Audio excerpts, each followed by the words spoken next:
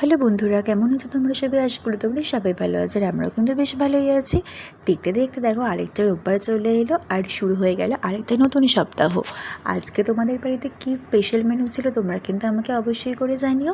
গত সপ্তাহে মনে হয় মা করেছিল সর্ষে ইলিশের মনে হয় সর্ষে দিয়ে ওই রেসিপিটা করেছিল, ভাপা যেটাকে বলে। তাই এই সপ্তাহে কিন্তু পাতলা ঝোল করেছে। আর আজকে কিন্তু রাত্রিবেলায় সম্রাটকে খেতেও বলেছে। আর তোমাদের কার কার এরকম ক্রিস্পি ক্রিস্পি উচ্ছে ভাজা ভালো লাগে গো? এরপরে কিন্তু দেখো আমরা একটু ঢং করছিলাম। হ্যালো বন্ধুরা, দেখো সন্ধে সন্ধে রেডি হয়েছিলাম আর এ তো কাজলের টিপ ঘেটে দিয়েছে, ওকে নিয়ে তো রাস্তায় বেরোবো। কিন্তু দেখছি হঠাৎ করে বাইরে ঝমঝমি বৃষ্টি পড়ছে। এখন তো ভাবলাম যে কমেছে কিনা, বারান্দায় গিয়ে দেখি যে আরও বেড়ে গেছে, ঝড়ও হচ্ছে। তোমাদেরকে দেখাচ্ছি তো বৃষ্টি দেখলে তোমরা, বৃষ্টি হয়েই যাচ্ছে, যাওয়ার তো প্রশ্নই নেই।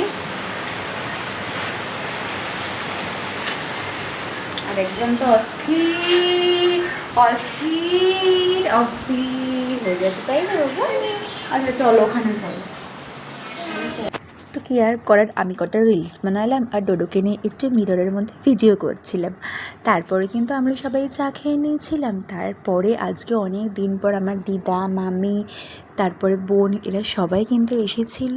বৃষ্টির জন্য আসতে পারছিল না, ওদেরও তো শরীর ভালো ছিল না। সবার ঘরে ঘরে ভাইরাল ফিভার, বাড়িতে একজনের হলে তো সবারই হয়, তোমরা জানোই। তো আজকে এসেছিল, তাই জন্য কিন্তু আমি আবার সবার জন্য চা বানিয়েছিলাম। এটা কিন্তু লিকার চা না, এটা কিন্তু দুধ চা। কারণ আমার দিদা, মামি সবাই দুধ চা খেতে খুব ভালোবাসে। হ্যাঁ, শুধু ওরা না, কিন্তু আমিও আছি এই দলে। আমার দুধ চা খেতে অসাধারণ লাগে। অনেক সময় কিন্তু গ্যাস হয়ে যায়, সেটা আলাদা ব্যাপার। তো ওইদিকে চা রেডি হয়ে গিয়েছিলো আর মা কিন্তু সম্রাটকে মিষ্টি দিয়েছিল। সম্রাট এসেছে, ও বেচারা ভিজে গেছে। তা আমাদের বাড়িতে যে জামা প্যান্টের ওর একটা করে সেট রাখা থাকে, তো সেটাই পরে নিয়েছিল।